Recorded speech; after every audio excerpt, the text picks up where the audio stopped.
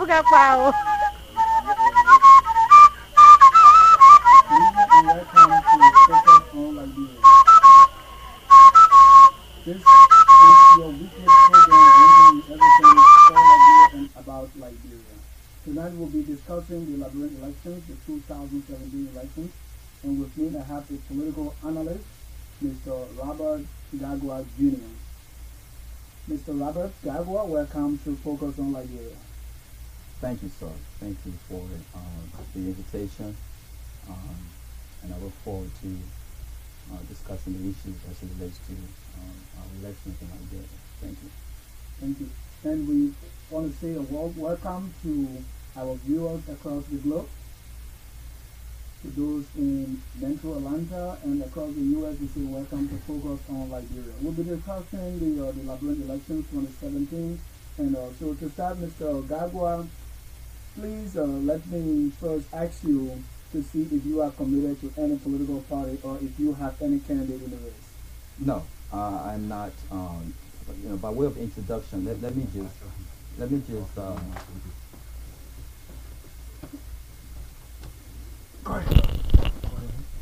just state just for clarity that I am a humanitarian. I do a lot of work in Liberia on education and other things. But this election is very important to our country, to where we go from here. And so this is the very first election that I personally decided to not play a passive role.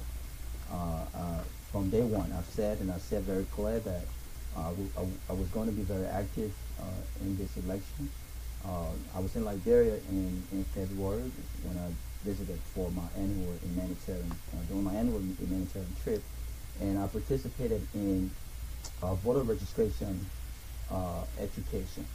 And we talked to young men and women about the importance of actually getting out, registering to vote, because I believe that this election perhaps is the most important election in the history of our country.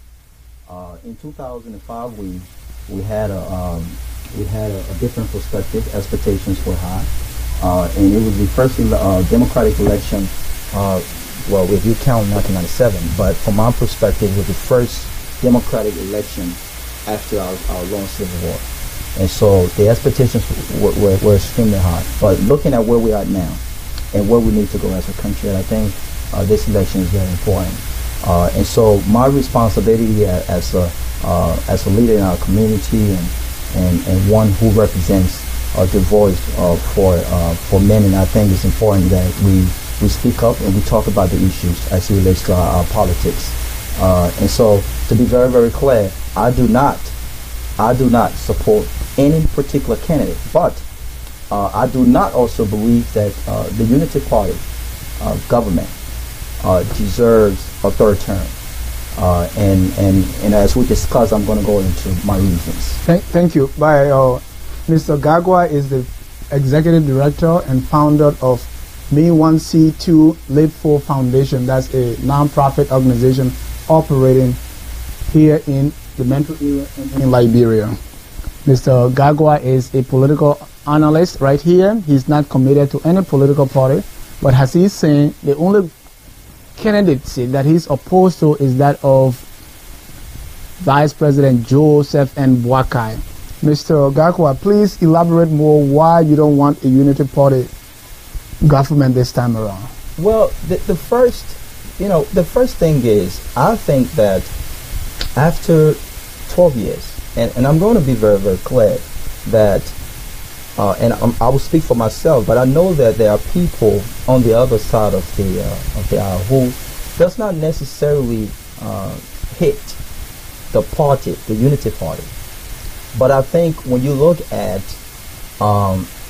what has been achieved over the past 12 years, and you look at the candidate that the Unity Party has put forth to ask the Liberian people for a third term, I think raise lots of questions. Joseph Boakai. Well, let's just start with the Unity Party. 2005, we were agreed that Ellen Johnson Sirleaf inherited a failed state, relatively. But we were also agreed, and every time people from the Unity Party talked about what Ellen Johnson Sirleaf inherited, I would agree with them objectively. But the part that they don't talk about is the fact that what Ellen Johnson Sirleaf inherited, she contributed to the failed state that Liberia finds herself in, and so we expected that Ellen Johnson Sirleaf, or any political leader for that matter, who ran for office in 1997 or 2005, we expected that they understood the magnitude of what they were asking the Liberian people for. And so we understood that we expected them to understand all of the different complexes of the issues and what needed to be done. And so when you looked at what has been achieved and looked at 2017, I don't think that the Unity Party has done much as expected of them. And given the support that they've been given, I don't think they have done much to ask for a third term. So in your view, what is much?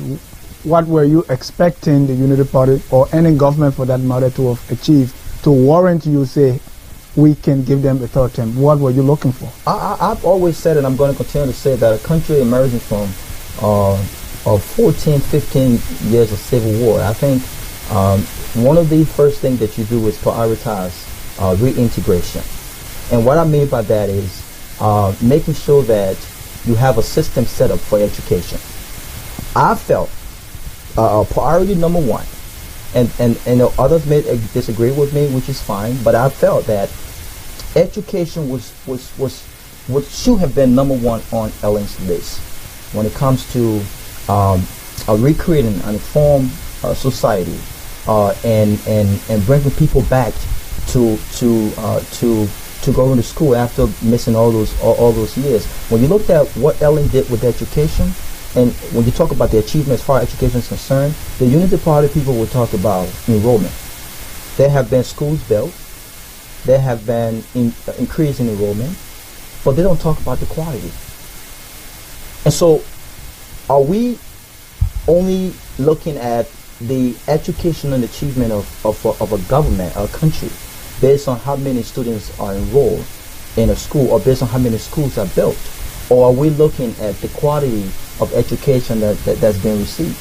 So education is one area that I think that failed. When you look at jobs, there have been jobs since Ellen took over.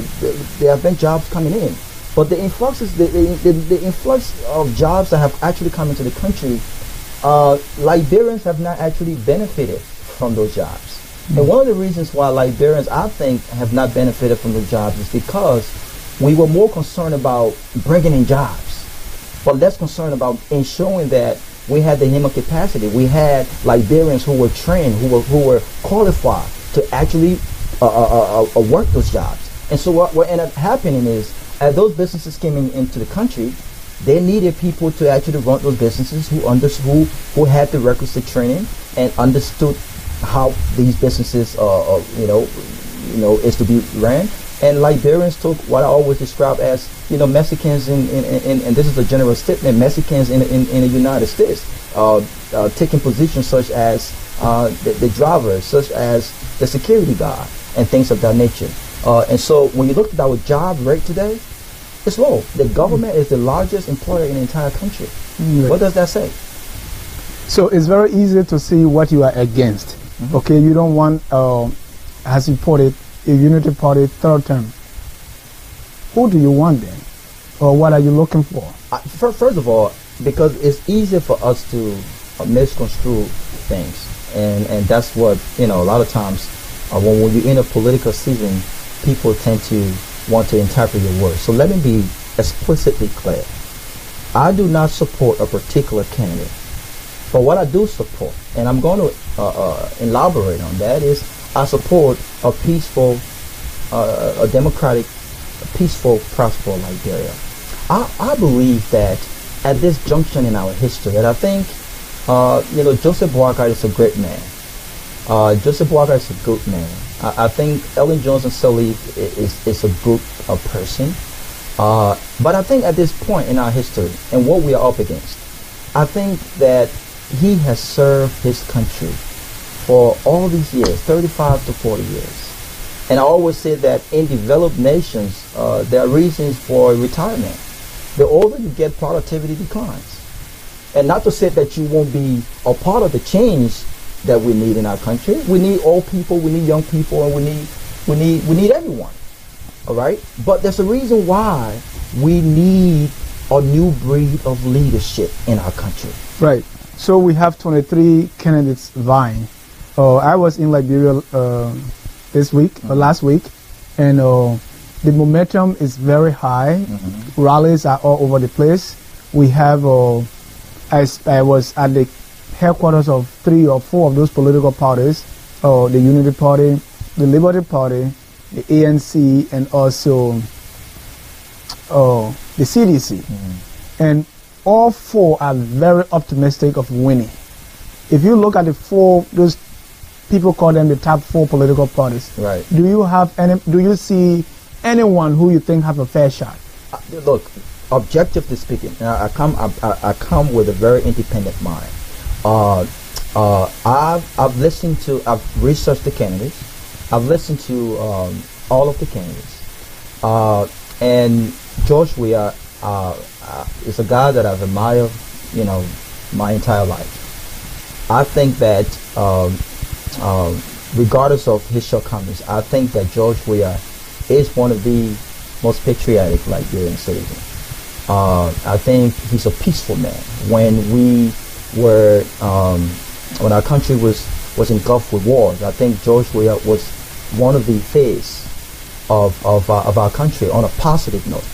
He did a lot of things to help our country when it comes to bringing people together and peace, and being a great soccer legend. But I have a lot of reservations about George Weah leadership. And we can talk about the different issues as far as why I'm concerned and why we all should be concerned. But I think that the people that George Weah has surrounded himself with is going to be more of a problem to him than himself. And when you look at his record as a senator, George Weah has been in government for about 5 years and a half. And the question that I always ask is, what has he done in government? We know that he's a legend when it comes to soccer, when it comes to he's a peaceful Liberian. But when you look at leaders that we expect to be result oriented, what has he done as a leader that show his leadership, that show his strength in that area? Because in 2005, people said that George Weah wasn't educated. They also said that he didn't have experience in government. And so a lot of times people told him to go back to school. But I asked one of the seditionists the other time, did George Weah go back to school because he understood the importance of education, or was that politically influenced? My hope is that he went back to school because he understands the importance of education, and not because people question his academic qualifications. So when you looked at that and you looked at what George Weah has done over the past 6 years, the question is, what has he done that represents change? Because his campaign slogan is "Change for Hope." Mm-hmm. So what has he done over the past 6 years that reflects change that I could be hopeful for George Weah presidency? And so I have a lot of reservations there. Now you looked at Charles Brunson. I've always said that I have my reservation with Charles Brunson started way back when I was still in high school. When Charles Brunson came to the U.S. During the time he left Liberia, and he sought political asylum in the U.S. If I believe that if the election would have been held in 2003, after Charles had left, that's when he actually went back, Charles Brunson would have become the next president of Liberia. And the reason why I think that he would have become the next president of Liberia at the time was because he stood up to a man or a dictator that, had a record of getting rid of people who stood up to him. Right. He did that. But my question was, why did that not happen long ago? Why did that not happen long ago? Why did it happen when we all knew that child citizen days in Liberia, as far as president of Liberia, was numbered? So I always saw it as a political thing that actually happened. And so when he had his first meeting in Georgia, I attended that meeting. I asked him that particular question, and his response, wasn't as satisfactory as I wanted it to be. And so I have my reservations about him. Is it that he feels as though the presidency is entitled to him? He feels as though he's the more qualified to become president, or does he have does he stand for something when it comes to, I want to be president because I've stood for this. My record is there, and I want to continue that with the biggest platform. Then you have Alice Cummings. Alice Cummings, I think, is a guy that should inspire all of us. And whenever I make this comment on Facebook, people think that conclude that I support Alice Cummings. But I'm very objective. Disagree with me all you want. But I think when you looked at Alice Cummings' record and you looked at where he came from, this is a man like one of us who was given the opportunity. He used the opportunity. The last time at one of my educational events, I talked about one of my keynote speakers spoke about us seizing the opportunity in this country.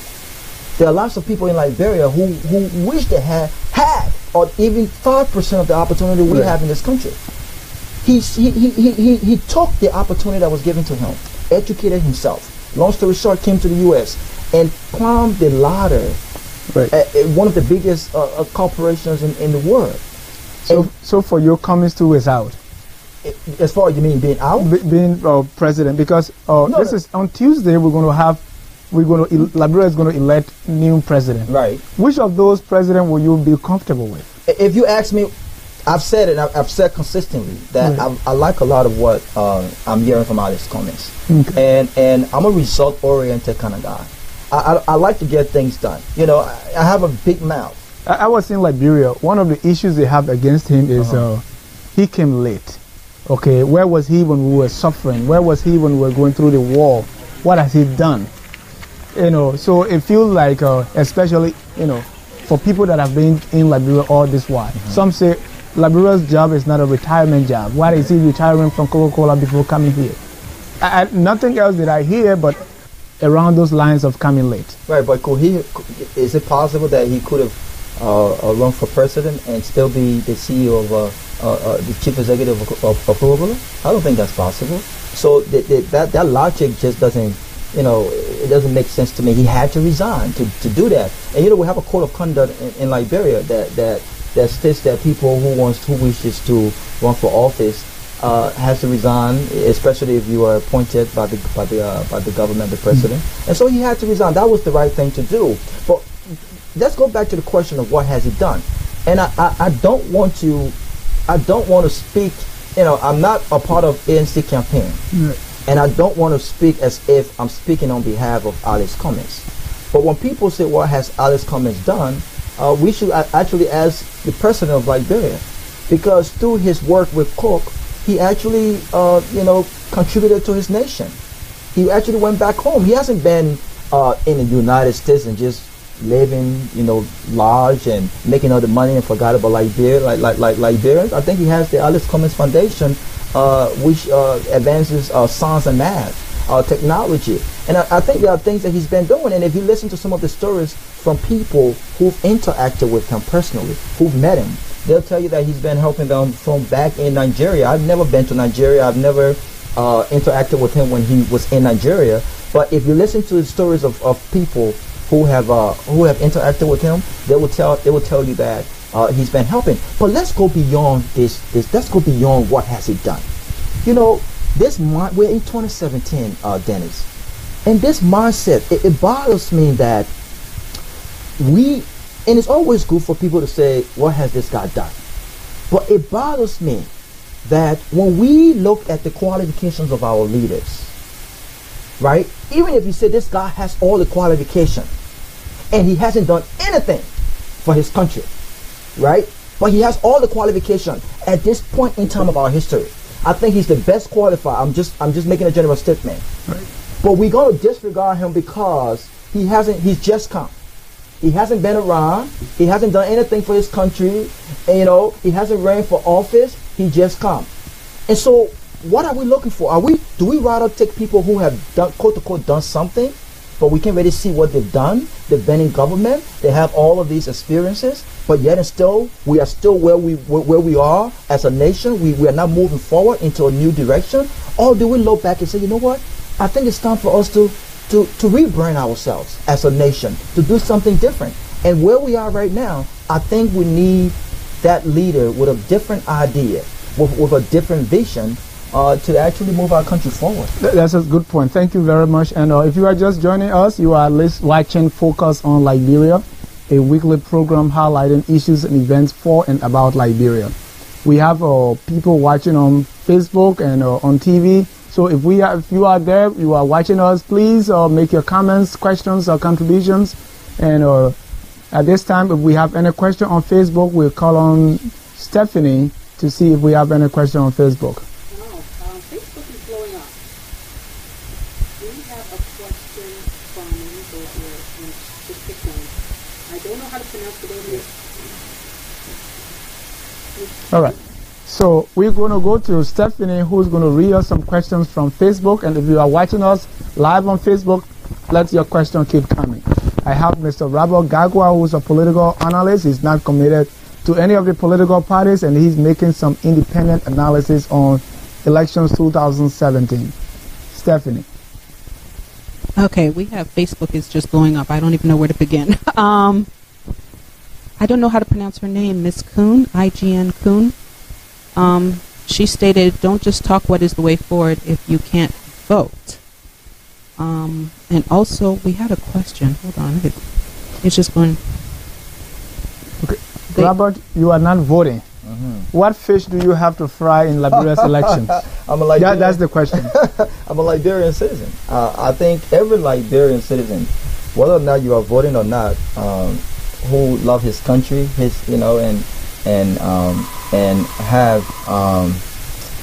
love his country and wants to see his country do well, have an interest in the elections and where our country go. I wasn't like.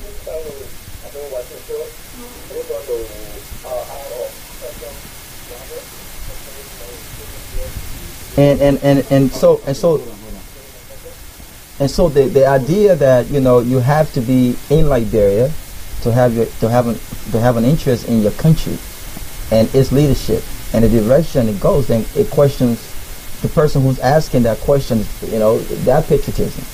Because as far as me, I can't really speak for myself, and I don't want to talk about what we've done, but I'll say this, and I love my country. I'm a patriot, and I want to see my country do well.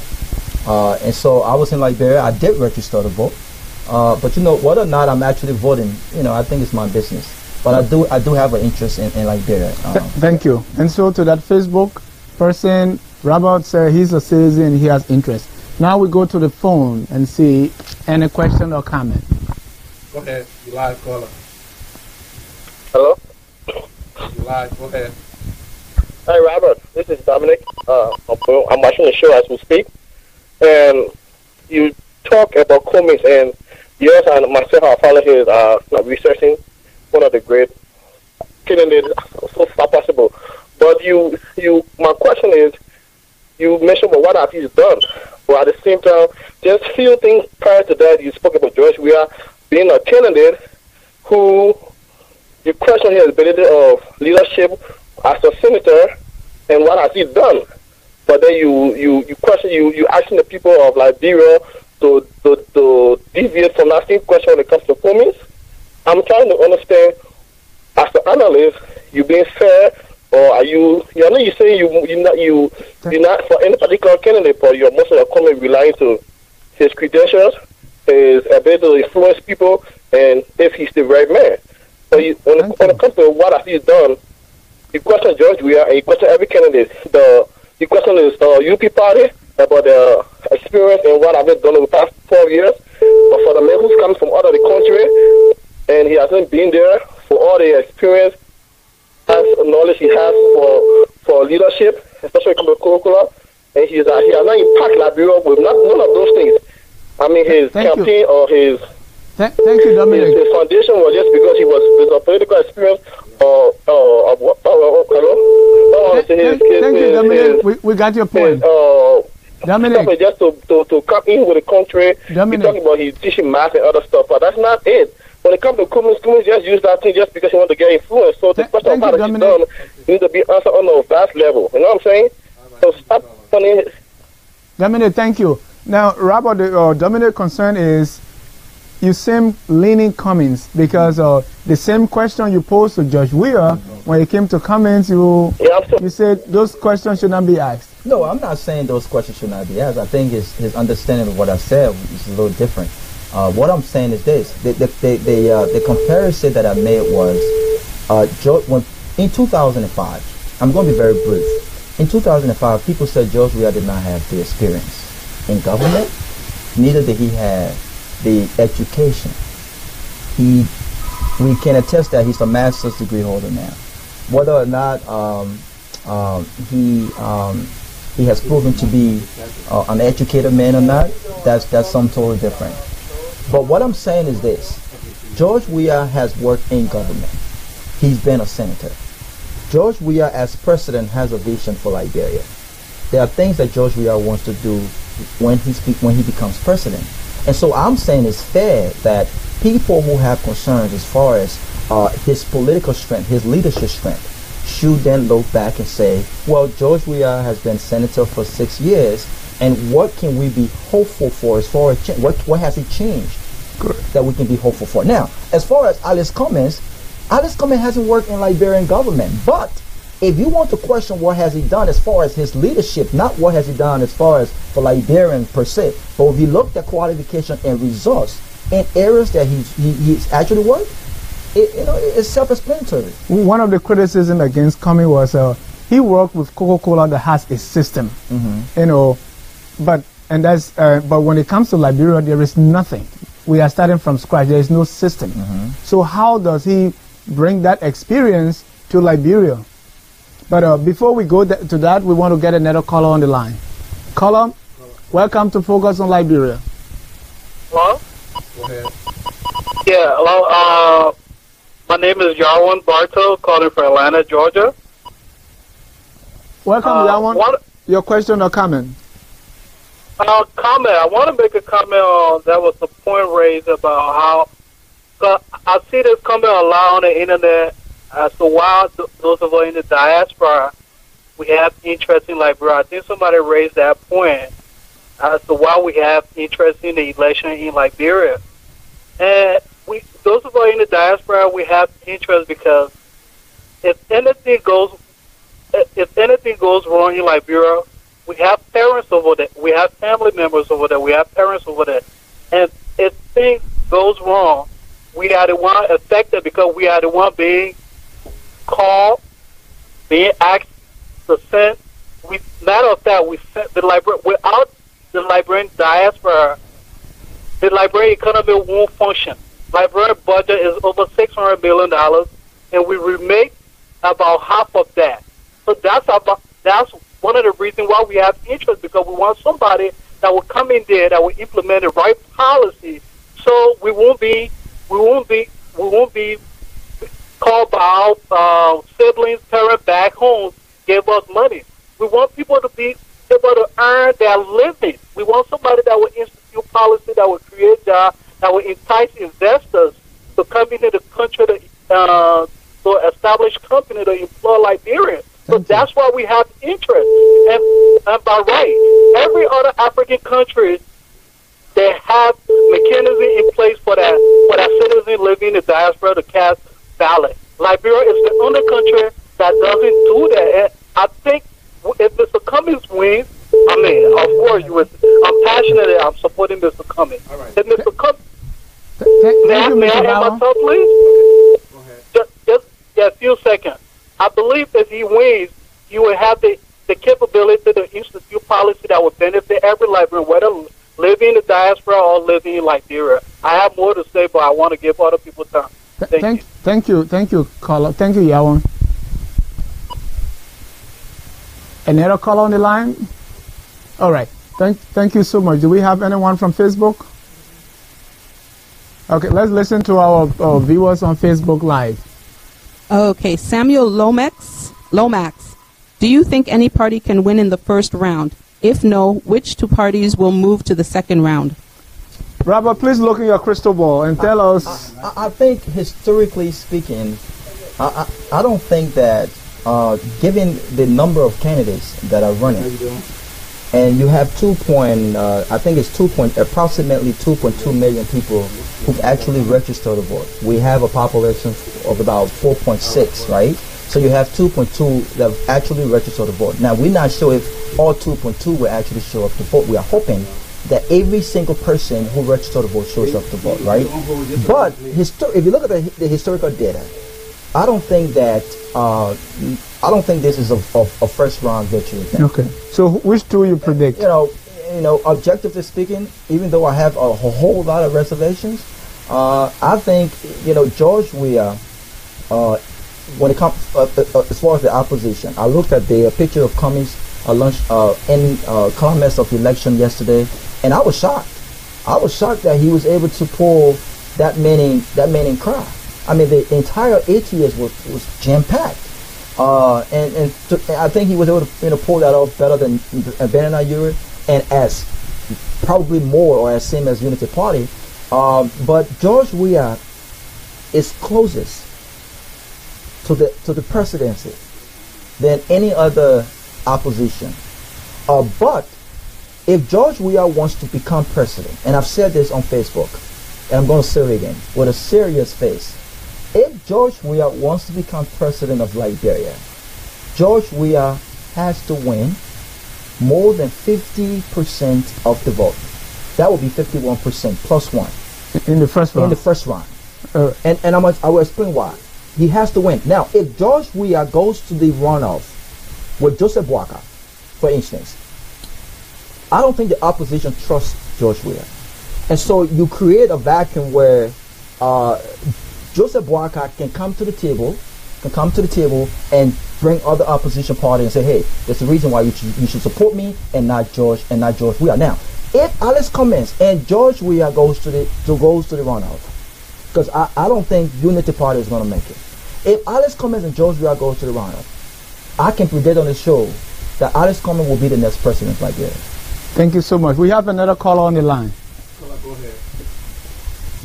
Yes, good evening, King. This is Cooper. I'm calling from Maryland. I would like to make a final comment as a Liberian regarding this election. Hello? Yes, go ahead. Oh, yeah, thank you. This is an election that is a crossroad. When I say a crossroad, we are not at the point of a threatening environment that we have to make a decision about our next leader and our direct. What the Liberians should be focusing on is concerning our history of Liberia's existence, 170 years. We have not been really a developed country. And Liberians say that Ghana is coming in late. But it's not a point of coming late. Right. We have vision for Liberia. And this is a man that does not have a political negative or political statement. I don't want to say the American politician. But look at his track record on what he has presented Liberian people that he able to do. I think for the people of the country, you need to look and see what Liberia really is to be a developed country. Thank you. You have people there who have been in the Thank you. All right, Carl. Thank you for your help.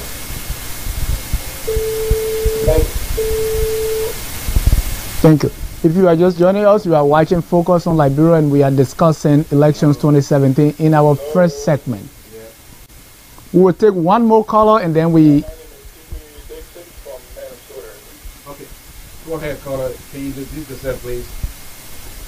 Yeah, my name is Tibley Dixon from the state of Minnesota. Go ahead, Mr. Dixon. Yes, I've been listening to several callers, and I've learned a lot. I don't purport to be knowledgeable about the present political situation in Liberia since I've been away for almost a decade now.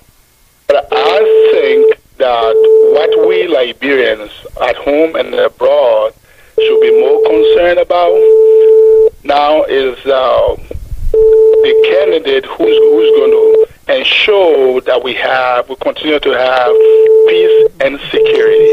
I think Liberia, the situation in Liberia is still fragile enough that peace and security should be first and foremost on our mind as we contemplate the development issues and other things. So I think that should be something that most of those who are eligible to go to vote should take into consideration.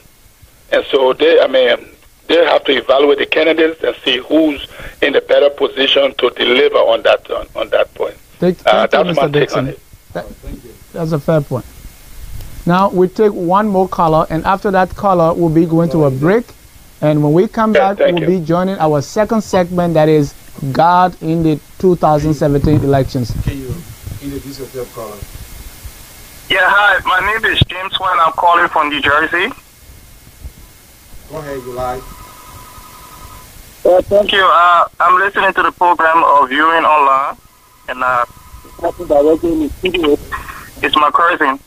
And I heard his viewings, analysis when it comes to the election in Liberia. But there are a few things I just want to respectfully disagree when it comes to who is going to be elected. Now, whenever we are projecting or looking at or analyzing, we look at numbers.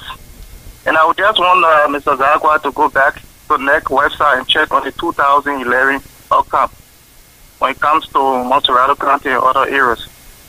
I indeed know that Alexander Kumi is one of Liberian best when it comes to his international accolades.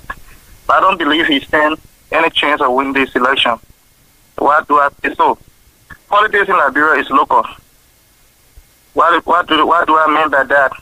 Alexander Kumi may be making some uproars, but the people do not really trust him as far as the other candidates.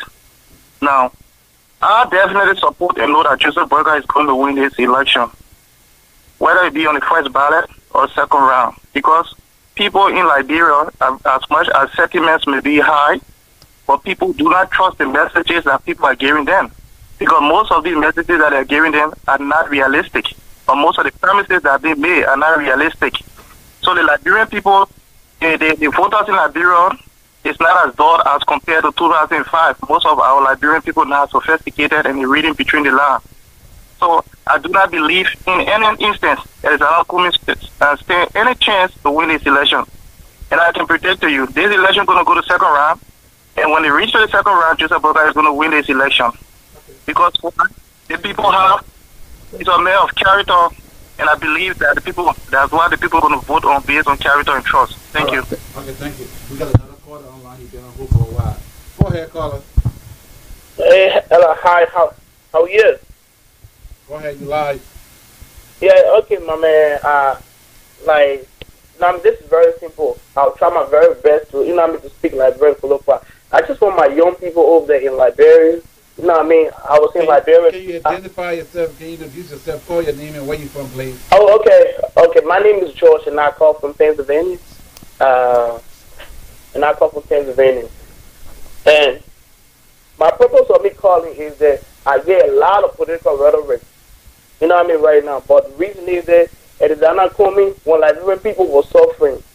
When they call our brother and sister Zoku, 2003, when our brother and sister were dying, what was Alexander to me? When Liberians did not have food to eat, when Liberian was eating buffalo, what was Alexander to me? Joseph Watomba, he's already out. So I'm not, because I already know, because people are angry. They are, Liberians are not stupid no more. You cannot count after how many years of you living your good life, and you're going to come bring some political rhetoric talking about you work. Because listen, we don't want to hear that. This is our time. This time around, this election, we're not busting nobody off. We're not busting nobody's car. It's our time now. When Mirabel broke in our old man kitchen, breaking the old man kitchen, when the old man needs to go stay and pay our school fees, that was their time. This is our time. This is our time. We're not busting nobody's car. Thank you.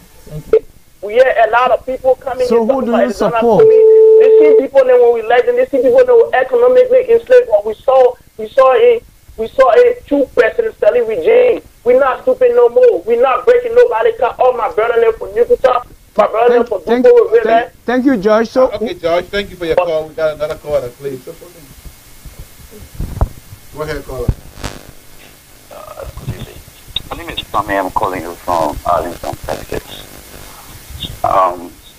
Let me say thanks to you for unveiling your platform for some of us to be a part of it. I listened to some of your callers and they're absolutely right. Your studio guest is also right. Like he said, this election is definitely going to go to second round. And for me, I think I will be objective in my section. I'm very sure that it's going to be between Joshua and the ruling Unity Party. And that's my frustration about it, because for me, I do not believe those two candidates are best suited for Liberia right now. That's only the frustration that I have. But I mean, whatever it is, like someone said, if this goes second round with Weir and Joseph Boakai, I think the Unity Party will just continue to rule, because for one fight, I still see in the opposition there is not togetherness. Most of them will not be willing to work with George Weah, and sadly, they will not put the interest first. Some of them will want to discuss their expenditure in the election, in the campaign, and the only person that can provide it for them right now would be Joseph Boakai or the Unity Party, because those people have got a lot of money reserved for second round. They've already planned this. They know what they got to do. And but George Weah will not have it, and definitely you see most of the opposition going behind the ruling party, as we saw fast. You understand? But whatever it is, I just hope that Liberia come first in whoever becomes president. It doesn't matter whether you've served before or you've served for 4 years, you got 4 years experience or 2 years experience. Once a leader has love for the country, for its people, I believe things will happen. But sadly, like I said, those are not my two candidates. All right. All right. So at this time, before we go to our guests, we will take one question or comment from Facebook. Okay, one question. Oldman Carmo, I hope I pronounced that right. Mr. Moderator, you just came from Liberia. My question to you is, what is your personal assessment of the political atmosphere in Liberia? Thank you for that question. Yes, I've just returned from Liberia. And while I was there was a lot of enthusiasm for politics. As I said previously, I visited the camps of 4 political parties, and each of them is claiming that they're going to win. But for me personally, I think it's too close to call. And Robert, you heard the callers. I heard the callers, and a lot of them made interesting points, and points that I respect. They're entitled to their opinion. But I think, when people say this is our time, they say Unity Party and Joseph Boakai, they've had their time for the past 12 years. This is our time to chop. I think that's the most unpatriotic statement ever. It's baffling. That's not a good statement to make. That's one. Two, I will take 1 minute to just break this down. Joseph Boakai admitted himself that he has been very ineffective. He made the analogy with the car being parked. But this is 2017. I know sometimes we say, the vice president's office is ceremonious. But I'll give you 2 examples. I think if you're a leader, you lead regardless of what position you hold or your title. And two instances is Al Gore and Dick Cheney. Dick Cheney is on the record, and I stand corrected, but this is a factual statement, as being the most powerful vice president in these United States. You know why? Because when Dick Cheney came with George Bush, Dick Cheney had a mission. He had something close to his heart that he knew he had to accomplish, whether or not he became president or ran for president after George Bush's term. He was very instrumental in international affairs of the U.S. as far as defense is concerned. He was very he was assertive, and at some point people said he was overstepping his constitutional boundary. In the case of Boakai, when I was in Liberia, they said the president gave him no chance to operate. And well, I watched a video last night. I was in bed and I watched a video where he was a part of the team that the president invited at the finance ministry, and the then finance minister, I forgot her name, she was talking. They was talking about Dr. Sayer. Dr. Sayer was talking about the corruption, and the president was basically insinuating that people within the finance ministry was taking money now. But you can be effective without overstepping your boundary. To assert that Joseph Boakai has been sitting as vice president only in the case where the president dies or something happens to the president, and he's been just sitting there doing nothing, speaks to why he shouldn't be president. All right. We will want, before we go on our break, after our break we'll have another segment. We'll be discussing God in the 2017 Liberian elections. So if you have your final comments before you leave. Well, my final comment is, again, thanks to Focus on Liberia for the invitation. When my sister Stephanie reached out yesterday, and I know it was last minute, I decided to be a part of it because, again, I stated that this election was too important in the history of Liberia. And regardless of who wins on Tuesday, or maybe, we might have 2 more weeks if the election goes into a runoff, which I think it will. But regardless of who wins in Liberia, I think this is history. And it feels good that we can have a peaceful campaign. For the most part, people have been very peaceful. People have been very respectful. And that's what excites me the most, is that since 1944, for the first time in our country's history, a democratic elected government will be transferring power to another democratic elected government.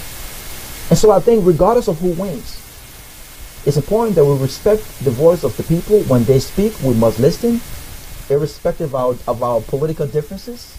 And it is my hope. It is my hope that on Tuesday we make the right choice. Because this election is about jobs.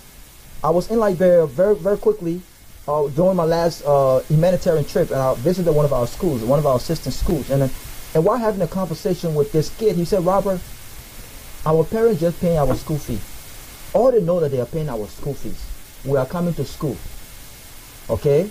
But our big brother who graduated from University of Liberia, we see them sitting home every day. Since they graduate, they're just sitting home every day. So, Robert, what is there to encourage us to keep going to school?" And you know what I thought about? I thought about the motivational aspect that's lacking in our education sector. In America, we are taught that a high school graduate has a chance of making more money than a high school dropout. A college graduate has a chance of making the opportunity of making more money than a high school graduate, so forth and so on.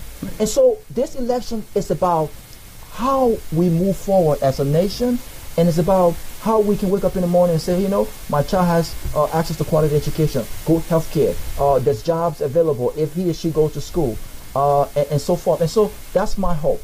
That's my hope. And so thank you so much, Thank Mr. you so much. It was Robert Gregben Gagwa, yes, sir. Jr. Thank you. Thank you so much, Thanks and for having hope to see you again. Yes, sir. Thank you. And for those watching, thank you so much for watching. We're going to be back, and in our second segment, we'll be discussing the Almighty God in the elections 2017. So we now go on a short commercial break, and we'll be right back. Don't you dare go away.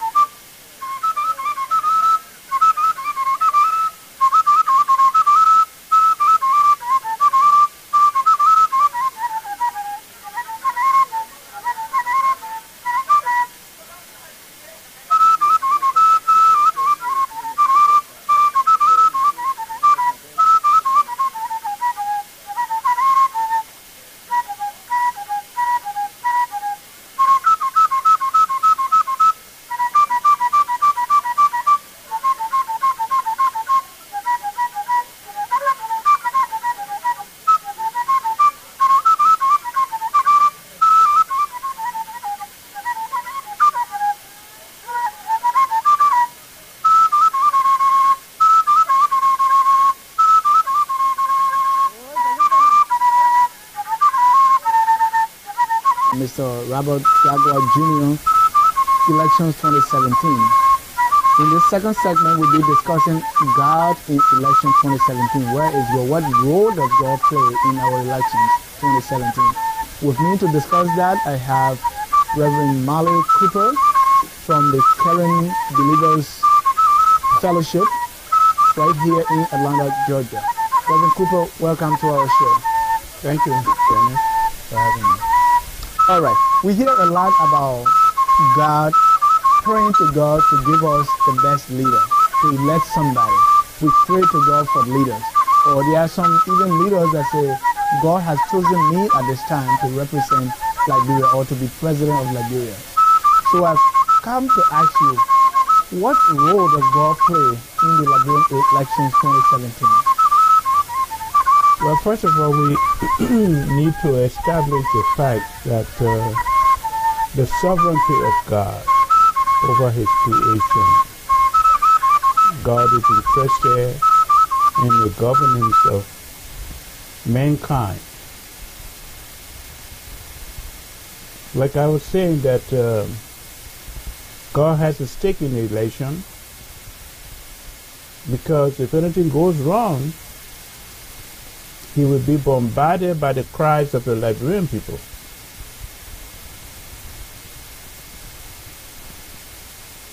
Secondly, God created mankind. He created the heaven and the earth and gave it to the leadership of mankind himself in the Genesis account. Furthermore, God does not believe in sending an angel on earth to rule mankind. This is why it is said in Romans, God instructed Romans chapter 18 that people should respect the authority, but there's no authority that is not of God. So that is very important. So he has a stake in the Liberian election. Right. Because Liberia is a Christian nation and people pray to God.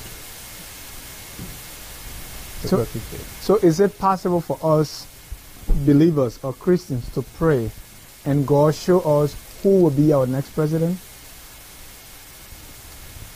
It is, if God chooses to do that, he can. All right. Will he be doing it for 2017 on Tuesday? But you see, God gave us, he did not create us as a robot. He gave us that willpower to choose for ourselves. Okay, many of us pray and say, Lord, the Liberian people may not know how to choose for themselves. Please choose our leader. God said, I give you that responsibility. This is why in an organized society, the responsibility of government is there, and as well as the responsibility of a citizenry. So it is our responsibility to read between the lines, to see what each candidate is presenting. And Liberian people have gone through difficult times. They can read between the lines to see who is really in for them, or who just want to go there to grasp power. So to answer your question, God gave us that responsibility. We can pray to him to lead us, but he's not going to choose a leader. Otherwise, he would have done that a long time. Because there's a lot of praying that is going on right now. Right in Monrovia, I left on Friday. There's a group of women near the president's residence that have been praying, I think, for a month now. They are praying for God to give us the best leader ever. Okay. Is that in vain? What is going to be the result of that, do you think? No, it's not in vain. God covered the prayer of his children. For instance, when the war was going on, Liberians were crying and praying around the world. We have seen God's intervention in the affairs of men when things are going wrong. So it is not in vain for the Liberian women and Christians around the world. Our church, Caring Believer Bible Fellowship Church, is having this week a revival. And part of the revival would be a fast and prayer, starting from 6:30 to 9 o'clock in the evening. So we are praying, and we believe that God can answer prayer. And when it comes to the point that when things are going out of hand, God will lead the Liberian people for choosing who has a good intention. So how are we going to know if God answered our prayer concerning this election? We will know when, first of all, when the election is peaceful. Okay. We will know when the whole thing climax with someone that is elected, has been elected. And our responsibility is not to take the practice of other countries, but to rally behind whoever is chosen. Because we had a series of misfortune in our country. Right. We had a coup, we had a civil war, we have an epidemic. All those things should have softened our to tell us that violence is not the answer. I have, there is a pastor in the race. I knew him from the Buduburan refugee camp in Ghana. That is Reverend Aloysius father. He's also running with another pastor from Mount Nimba Baptist Church in Yekipa, or a former pastor, Reverend Potter. And what I heard is a group of women have gone to them that they have been selected by God to lead Liberia. Okay, when I was at the headquarters of the Liberty Party, I heard that a lady have gone to Mr. Brumskin and said, God has chosen you, this is the dream I've seen, and this means that you are the chosen one. There are other examples of people telling a leader that God has chosen you. Are all these people correct? Or are they not telling the truth? Well, I couldn't say they are correct or they're wrong, because the Bible says that you will know them by the fruit. Okay? If these people are being chosen by God and led to go tell this leader, we don't know what their motive is, but we cannot judge their intention. But I will, if I'm the leader and somebody had told me that you have been chosen by God, I will compare what they are saying with what God says in His Word. Okay? There is a time when God was the leader of the people in the history of Israel. And it came to a point that the Israelites wanted to be like other people. They wanted a king, and God allowed that to happen. But there's always a separation, the secret and the secular. Okay? This is not a church. God has appointed leaders in the church. But when it comes to political affairs, the permissive will of God does take place. Right. And that example you give, because there was a time when the people got up and said, we want king, we want to be like the other people. So God said, well, I'm your king, but now you want another king, so go ahead and do it. Okay. What that represents to me is, since that time, God has really withdrawn. He has moved his hand from this leadership thing, whether appointment or election. Well, I can tell you that God has not abandoned everything. This is why he gave instruction in Romans chapter 13. You look at there, he said, be subject to the authority, to the power, because there's no power that is not established by God. Okay? So for that matter, God says, take pride in the affairs of men, but He given us that responsibility as citizens to know His word, to determine who actually is a good leader based on their track record, based on their relationship with God, that is important. Those are factors that we can be looking at. Right. For somebody to come up and say, God sent me to you to tell you this, how do we know? Have it been proven? So that's debatable. Right. 59 pastors, when I was in Monrovia, endorsed Councillor Brumskin for president. Accordingly, that does not mean that that's what God is telling them, but they feel that he represents their value. Okay? But there are other people that are saying that also because these people hear from God. So if they must endorse Brumskin, it means God is telling them. Well, I can tell you that religion does play a major role in politics. You live in the United States, you are seeing that. Years after years, when election time comes, the Protestant Christian over here will endorse certain candidate, and afterwards, but Christians have to be careful.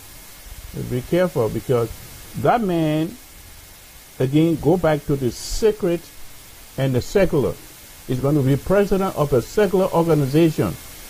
Okay, the political system is not spiritual.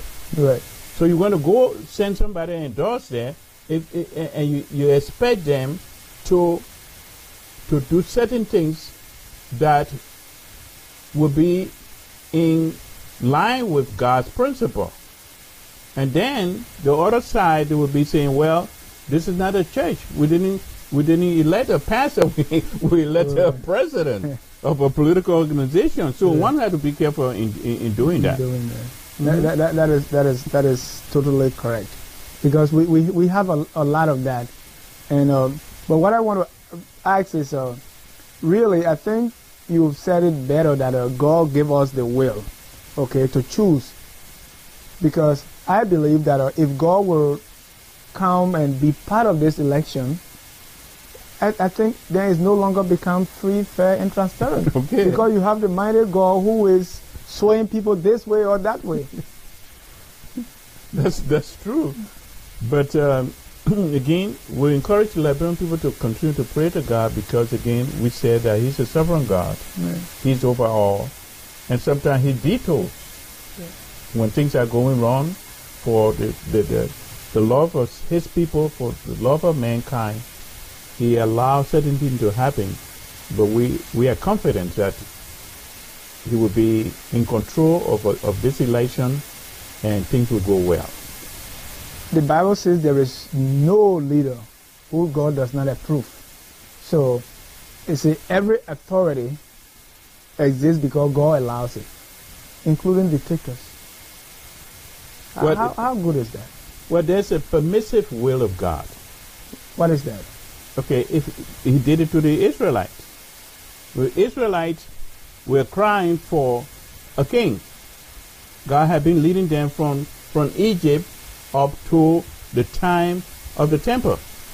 Okay, up to the time when they, in the book of Judges, Samuel was the first judge, and they wanted a king. So God did allow that. Okay. But look at what the king took them. Right. So we have to be careful as to what we ask God for. Mm-hmm. He will allow it, but this is not His way. They call it His permissive will. Because He will allow things to happen, yet and said He's not going to abandon. But like we said earlier, we have a will. And God created us and endowed us with will to be able to choose between right and wrong. So come Tuesday, we're going to elect a president. No matter who that is, good or bad, that's God.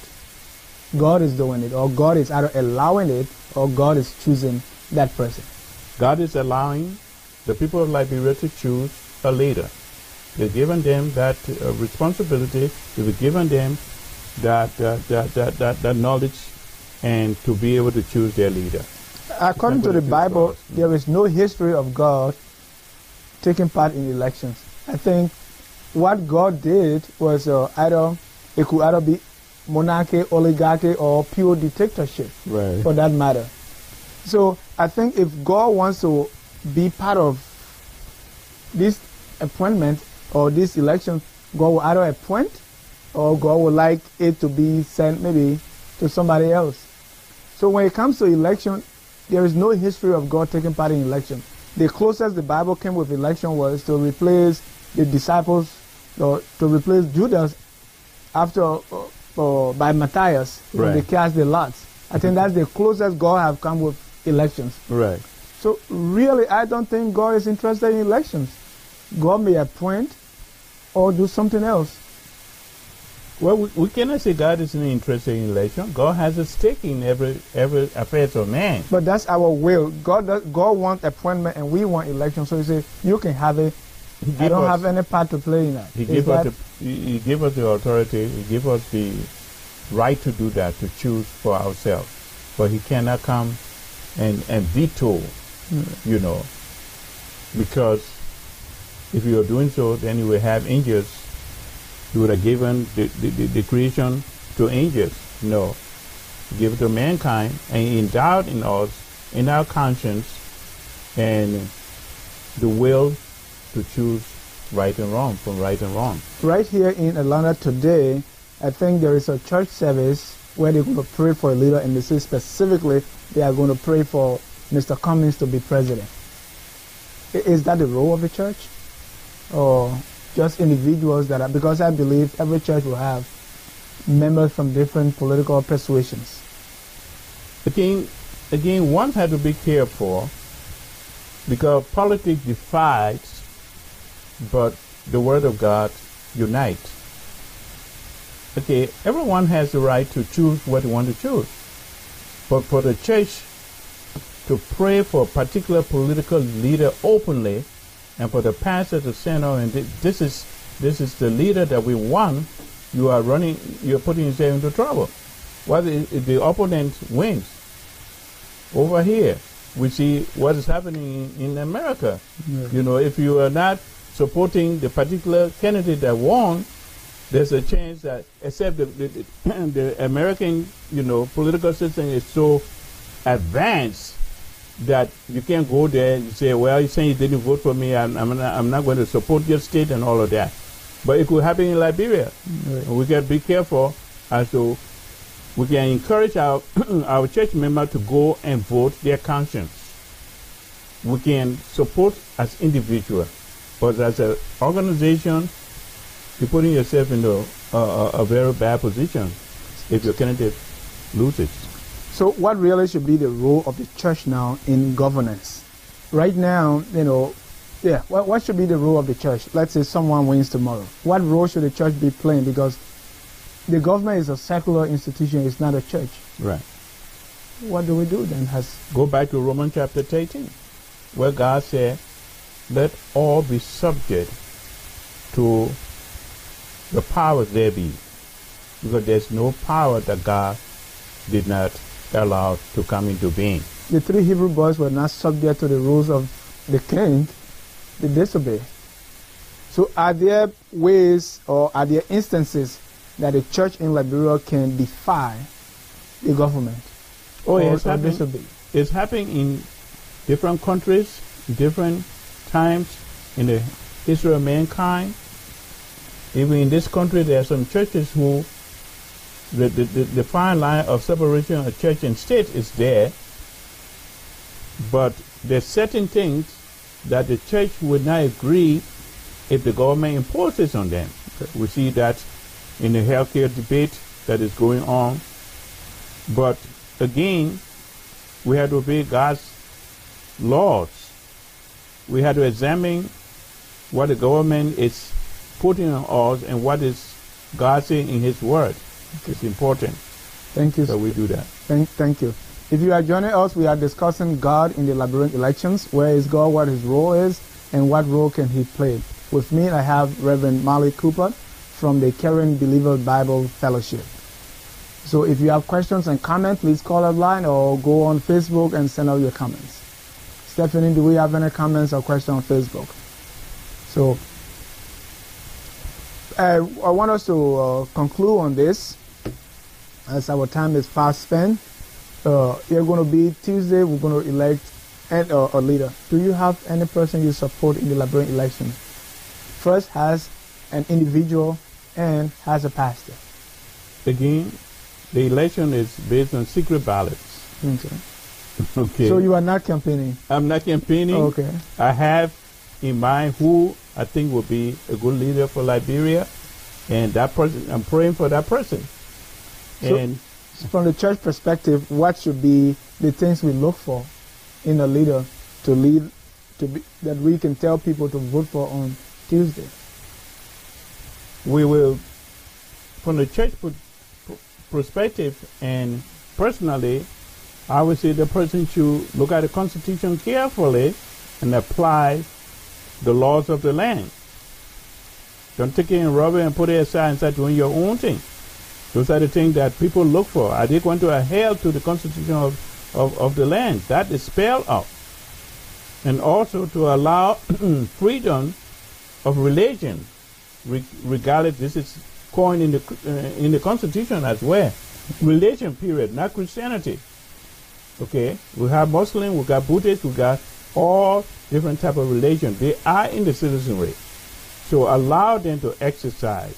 You cannot hold one particular religion above the other. Then you're going against the Constitution and you have problems.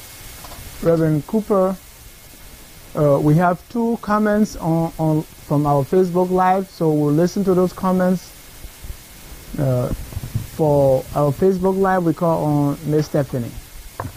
Okay, Arcor D. Suba stated, we have to ask him for guidance in these elections. The church is to pray for a good leader.